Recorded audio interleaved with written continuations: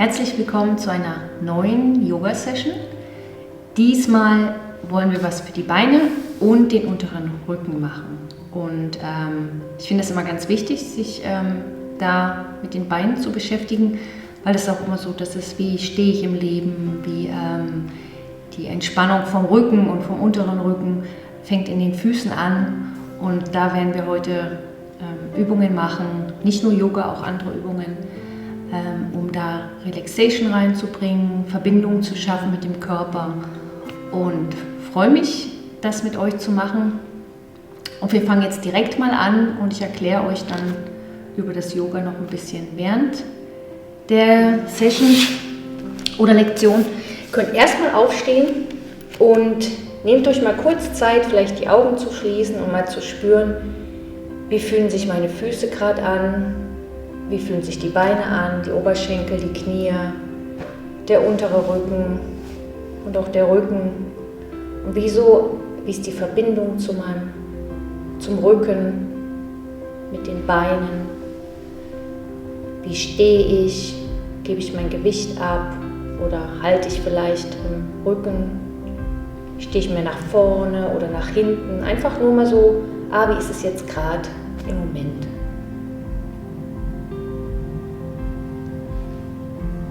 Genau, wenn du das gut spüren kannst, dann können wir uns setzen und wir fangen mal an. Und wir fangen heute mal mit den Füßen an. Jetzt setze ich mich mal so hin, dass ihr das besser sehen könnt. Und die Füße sind so das Erste, womit wir in Kontakt kommen, wenn wir laufen, wie der Körper dem Leben begegnet, ist so die Verbindung. Und da ist es, finde ich, ganz schön, sich da mal zu beschäftigen und die mal aufzuwecken und die auch mal zu dehnen. Und das machen wir, indem wir mal die so flexen, also anziehen und dann nach vorne dehnen und wieder anziehen und nach vorne dehnen. Und lasst euch da mal Zeit immer wieder dazwischen, atmet dahin. Und das ist wie so ein Wachmachen von den Füßen und den Fußgelenken. Und die erste Verbindung von den Füßen auch dann weiter in die Beine. Und dann machen wir dann eine Pause.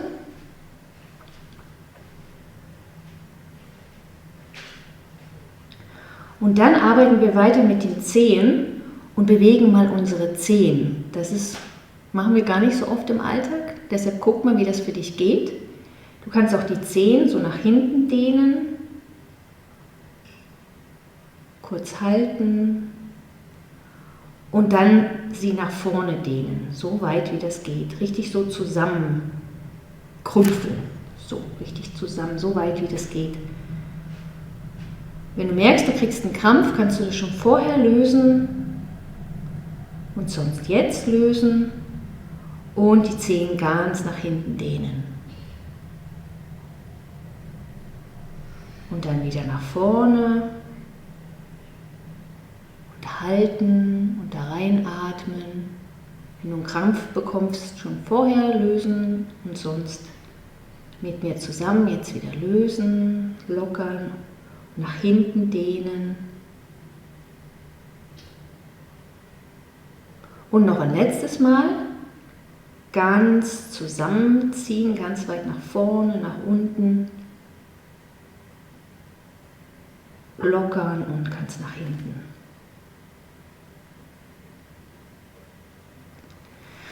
So, dann können wir die mal ein bisschen ausschütteln. Die sind nämlich noch nicht fertig. Das ist die Vorübung.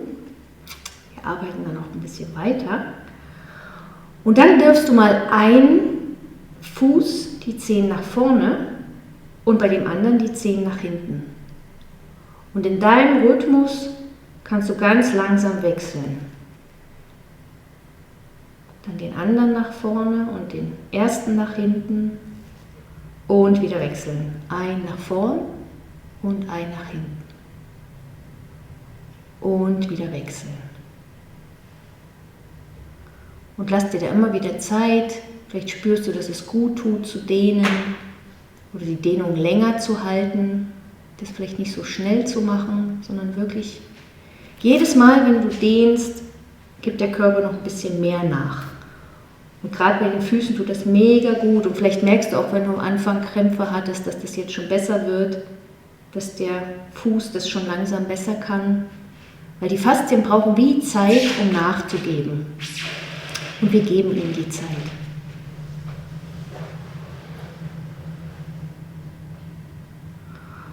Und dann schütteln wir die Zehen aus.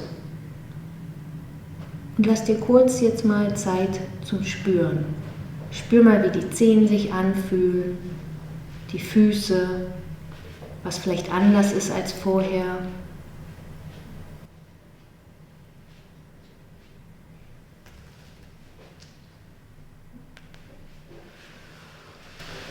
Und wir fahren mit dieser Übung fort, indem wir jetzt noch die Füße damit reinnehmen.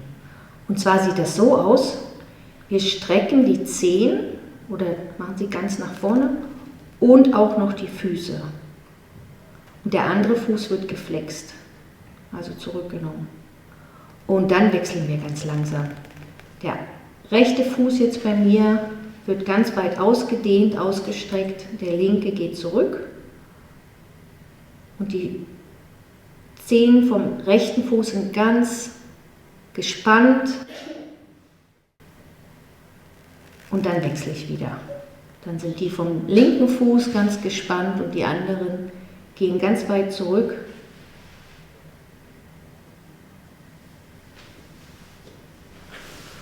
Und das kannst du auch wieder, wenn du merkst, es sind Krämpfe im Fuß, dann kannst du das schon früher lösen.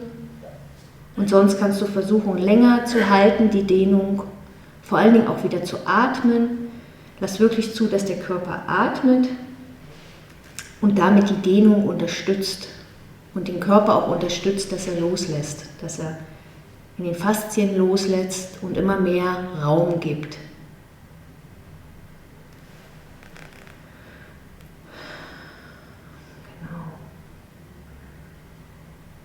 Du kannst den Rhythmus selber bestimmen. Wenn dir mein Rhythmus zu langsam ist, dann kannst du es auch schneller machen. Aber lass dir Zeit, nimm dir wirklich Zeit. Gib der Dehnung Zeit. Und vielleicht, ich spüre zum Beispiel jetzt die Dehnung bis hier hoch in den Oberschenkeln. Also es geht immer höher. Also die Faszien fangen hier an, sich zu verbinden. Und schaffen diese Verbindung bis zum Becken und zum unteren Rücken. Je länger wir dehnen, desto mehr können die Faszien sich ausdehnen und das spürst du. Manchmal stärker und manchmal weniger stark. So, und dann schütteln wir mal aus. Beine ausschütteln, die Füße ausschütteln. Du kannst auch die Füße mal nehmen, wenn du merkst, du hattest vielleicht irgendwo einen Krampf, dann kannst du sie auch mal so ausmassieren, ausstreichen, irgendwie so Kontakt da zu den Füßen nehmen. Und jetzt einfach auch mal kurz, kannst die Augen schließen oder offen lassen, aber spür mal, gib mal dir Raum zu spüren, wie die Füße sich jetzt anfühlen. Vielleicht sind sie lebendiger oder wacher, mehr da. Einfach so diese Connection. Je mehr du sie fühlst, desto mehr bist du da. Gehst auch weg aus dem Denken, bist wirklich da, du fühlst die Füße und fängst an, die Verbindung zu schaffen zu den Füßen in deinem Körper.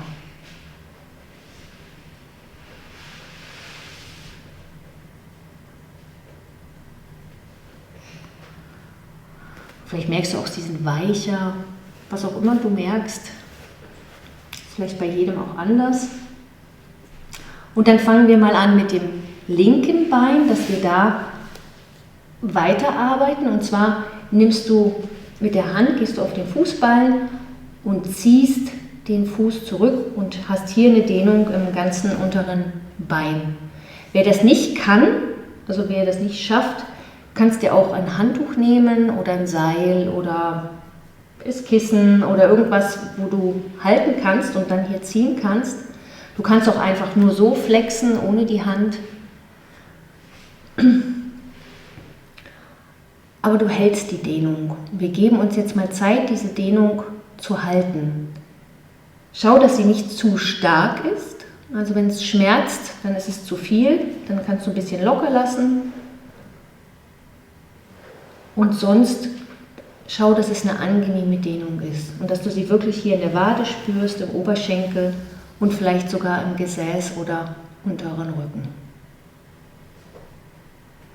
Atme in die Dehnung und lass dir Zeit.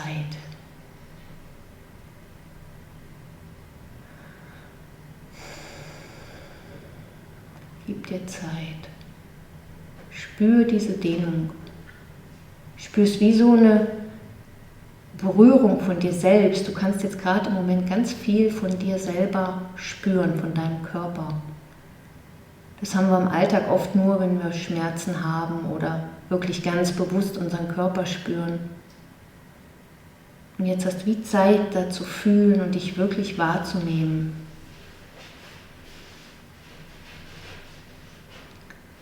Und je länger wir die Dehnung halten können, desto mehr gibt der Muskel nach, geben die Faszien nach. Und du merkst, wie das vielleicht wie noch mehr sich ausdehnen kann, noch mehr Länge bekommt.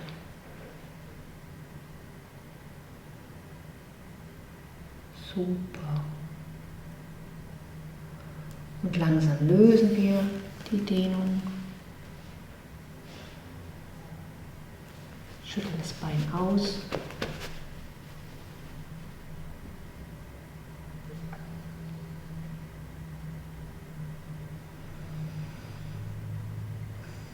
Gib dir Zeit zu spüren.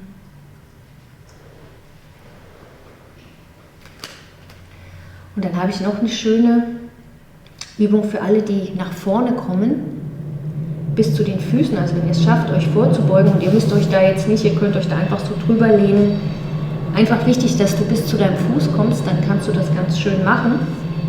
Und zwar, du nimmst deine Hand zur Hilfe und die Hand berührt die Innenseite vom Fuß, da wo der Zeh, der große Zeh ist. Und du drückst gegen die Hand und die Hand hält einfach dagegen stand. Du drückst gegen die Hand, drückst und drückst und drückst. Und die Hand lässt nachher los, wenn ich sage jetzt. Und in dem Moment, wo die Hand loslässt, kann der Fuß auch loslassen. Und dann lässt du los und der Fuß lässt auch los. Und dasselbe machen wir auf der anderen Seite, auf der Außenseite, da wo der kleine Zeh ist. Wir halten mit der Hand dagegen und der Fuß drückt gegen die Hand. Und zwar jetzt drückst du dagegen, du drückst dagegen, du drückst dagegen und jetzt lässt du los. Super. Und dann schüttelst du auch nochmal aus, den Fuß, das Bein. Und das ist so eine Reflexarbeit, wo der Körper ganz stark in die Verbindung gebracht wird, wo die Verbindung geschaffen wird zum Becken, zum unteren Rücken. Und vielleicht merkst du jetzt auch, dass da wie so mehr Verbindung da ist auf der ersten Seite, wo wir jetzt gedehnt haben. Bei mir ist jetzt die linke Seite viel relaxter, viel mehr verbunden mit dem Gesäß, mit dem unteren Rücken und sogar mit der Schulter. Und schau mal, was du vielleicht noch merkst. Vielleicht fühlt es sich weicher an oder weiter, das linke Bein. Aber du nimmst sicher einen Unterschied wahr.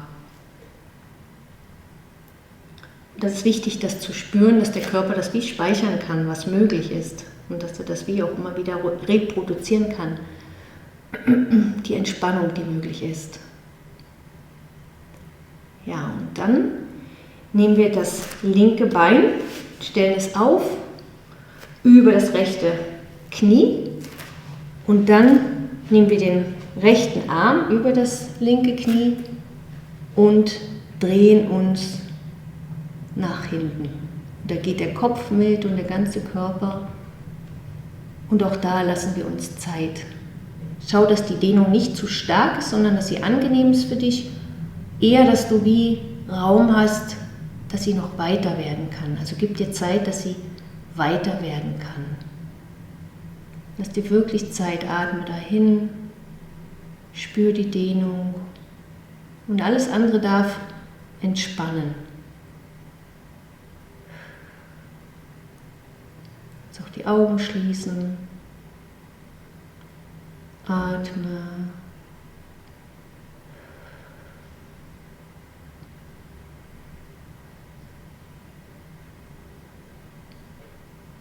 Und schau, wie das Gewebe noch mehr nachgibt oder wo der Körper überall loslassen kann. Du hältst die Dehnung und sonst muss nichts halten im Körper.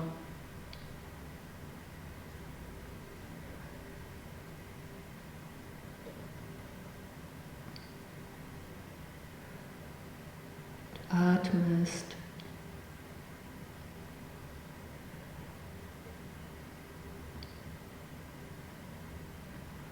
Und langsam lösen wir die Dehnung wieder. Genau, atmen und ausschütteln das linke Bein. Und das Becken ausschütteln, den unteren Rücken. Und vielleicht auch mal die ganze Wirbelsäule ein bisschen ausschütteln, dass wir wirklich so diese Verbindung auch schaffen.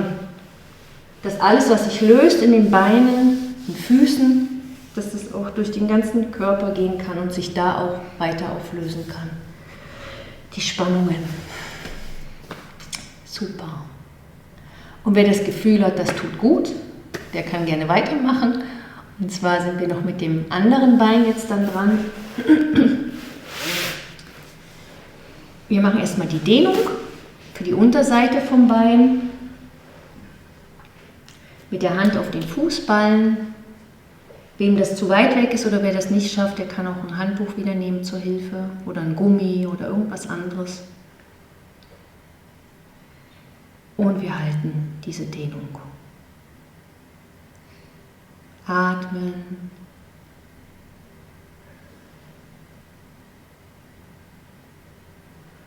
Und spür wieder diese Dehnung wie so als Selbstberührung. Du spürst dich. Und du spürst ganz viel von dir in dem Moment. Ganz viele Muskeln, Faszien, vielleicht bis hoch in den Rücken. Nimm auch da die Dehnung wahr im unteren Rücken, im Gesäß.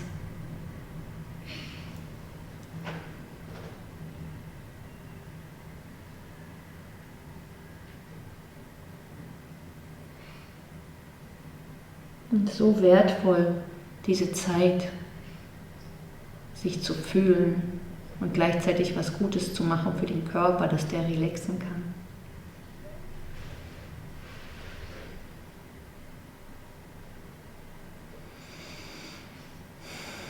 Und immer wenn so ein tiefes Aufatmen kommt, da lässt der Körper an ganz vielen Stellen ganz tief los. Das Nervensystem beruhigt sich. Also wir arbeiten hier an ganz, ganz vielen Stellen. Das ist wie so eine Körpermeditation.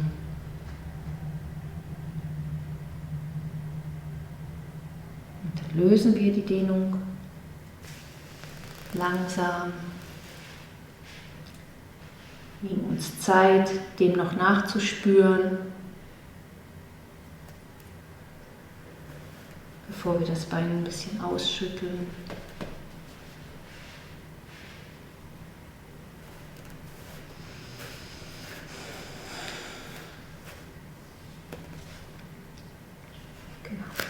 Und dann gehen wir wieder mit der einen Hand an die Innenseite vom Fuß, da wo der große Zeh ist, und geben hier so ein bisschen Gegenwind. Und der Fuß drückt gegen die Hand, und zwar jetzt, könnt ihr mal dagegen drücken. Und wenn ich nochmal jetzt sage, dann lasst ihr los. Und da kann die Hand loslassen und der Fuß lässt los, dagegen zu drücken, gleichzeitig. Wie so ein gleichzeitiges. Jetzt könnt ihr beide loslassen, beide Seiten. Und das gleiche machen wir auf der anderen Seite, wo der kleine Zeh ist. Könnt ihr die andere Hand nehmen. Ihr drückt wieder dagegen. Mit dem Fuß kann eine ganze Kraft sein. Spürt mal die Kraft in eurem Bein. Und die Hand kann das super dagegen halten. Und wir lassen los jetzt. Super. Und wieder den Fuß ausschütteln, das Bein ausschütteln. Genau. Wenn ihr Spannungen in den Oberschenkel merkt, dann könnt ihr mit den Händen da mal anfassen und schütteln. Wie so. Genau, das Bein unterstützen. Super. Und jetzt fühlt es sich schon wieder ganz anders an. Und jetzt nehmen wir dann das rechte Bein, stellen es auf, über das linke drüber, nehmen den linken Arm über das rechte Knie und drehen uns auf die andere Seite.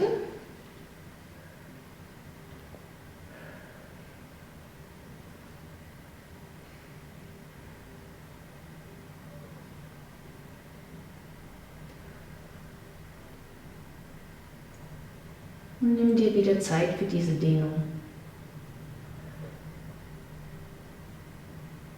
Atme.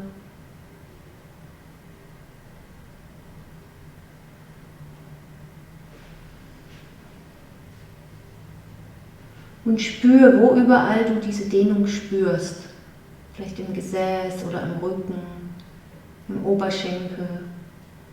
Und vielleicht kannst du auch wieder spüren, wie es da weiter wird. Vielleicht nur so 0,001 Millimeter. Du kannst wie spüren, da kommt mehr Weite rein.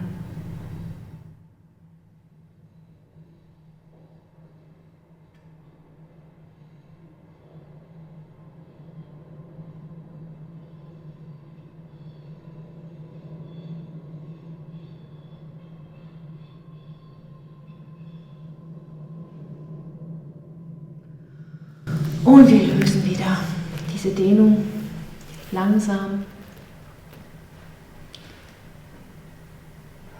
Super. Boah, das fühlt sich super an. Dann könnt ihr noch ausschütteln. Wieder das Becken ausschütteln, den unteren Rücken, Beine und wirklich auch so den ganzen Rest vom Körper. Die Wirbelsäule, Nacken.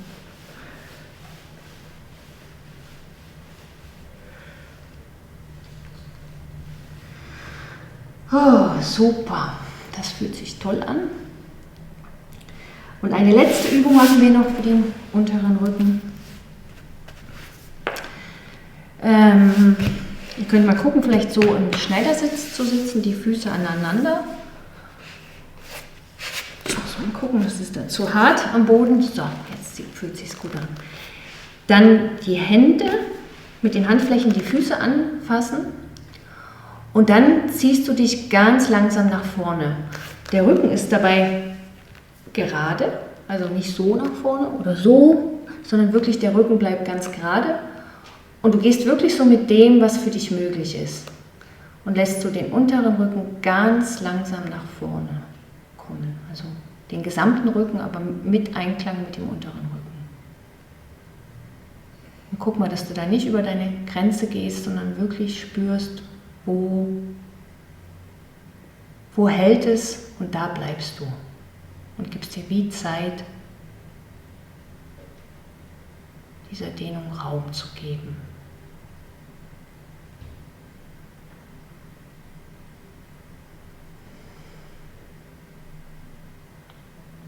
Atmest da wieder hin.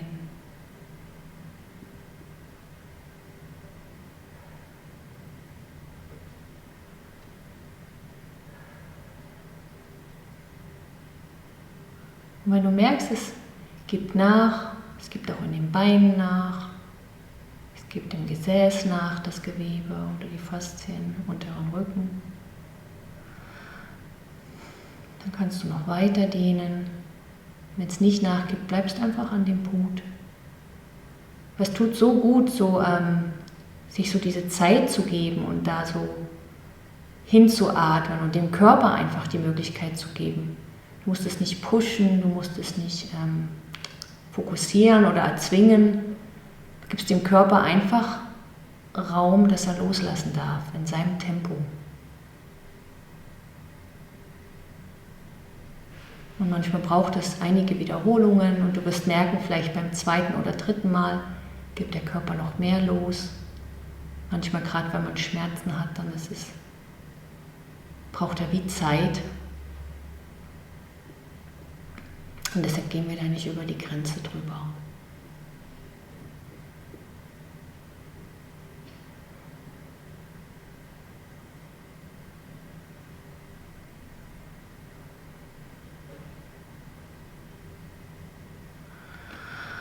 Und ganz langsam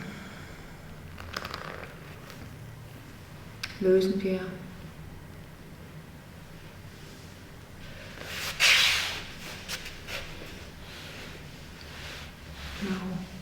bewegen. Vielleicht auch jetzt wieder ganz langsam und vorsichtig. Es kann manchmal sein, dass es knackst im Rücken. Das ist meistens super, weil so verspannte Wirbel sich wieder an ihre alte Position zurückschieben.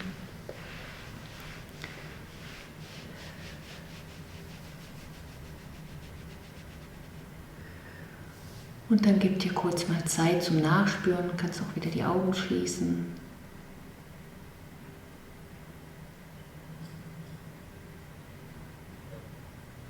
Und spür die Beine.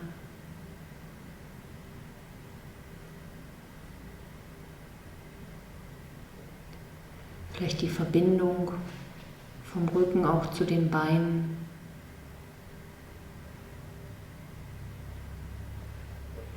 Spürst auch die Ruhe, die einkehrt, wenn du deinem Körper Raum gibst, ihn zu fühlen.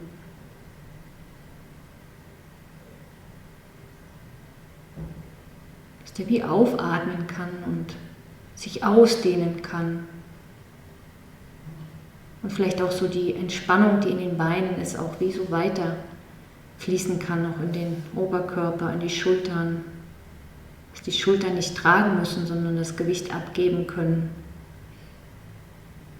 weil die Beine es tragen.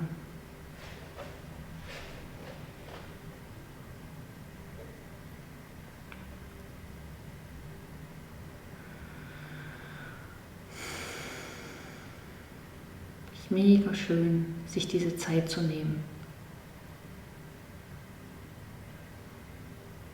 Und dich so tief zu spüren. Und jetzt wollen wir natürlich auch noch schauen, ob es einen Unterschied gibt, wenn wir stehen. Dürft ihr euch mal hinstellen. Genau. Und da kannst du auch noch mal die Augen schließen und vielleicht mal reinspüren, wie sich jetzt deine Verbindung anspürt oder anfühlt zum Boden. Lass den Körper wirklich das Gewicht abgeben. Die Füße tragen dich. Die Beine tragen dich.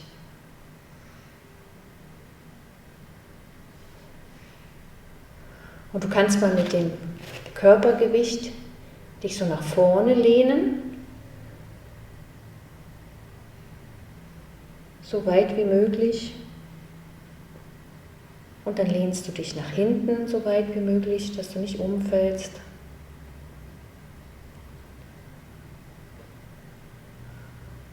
Und dann nochmal nach vorne.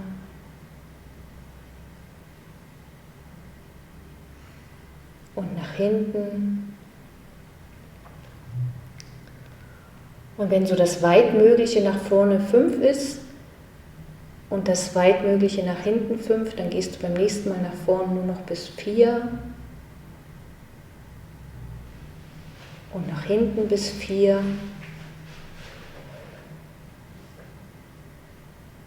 Und dann nach vorn bis 3, nach hinten bis 3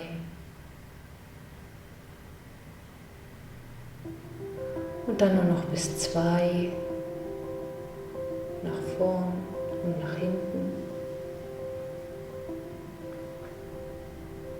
und dann bis 1.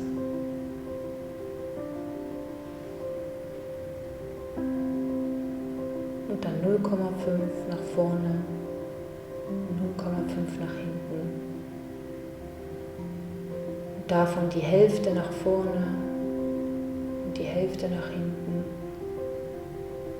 Und Und irgendwo dazwischen findest du wie so einen Mittelpunkt, der vielleicht auch flexibel ist und sich bewegt ganz sanft. Und kannst wie so in dem stehen bleiben oder dich weiter bewegen und dein ganzes Körpergewicht sinken lassen.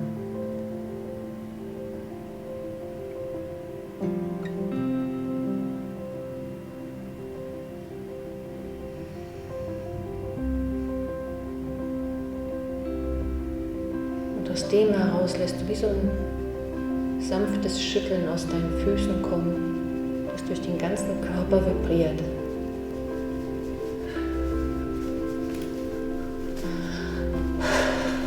Und spürst diesen wirklich starken Kontakt zum Boden, dass du wie so dich vom Boden abschüttelst, ganz sanft durch den Körper schüttelst. Dass alles, was jetzt noch hält im Körper, sich bewegt und loslassen kann. Schultern, Nacken, Rücken. Schüttelst alles durch. Ganz leicht und ganz sanft. Atmest.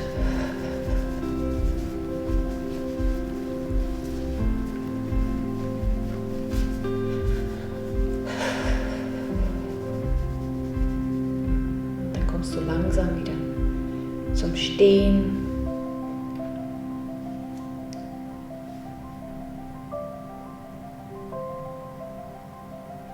Ja, und dann kannst du für dich noch nachspüren, ob im Sitzen, Stehen oder Liegen.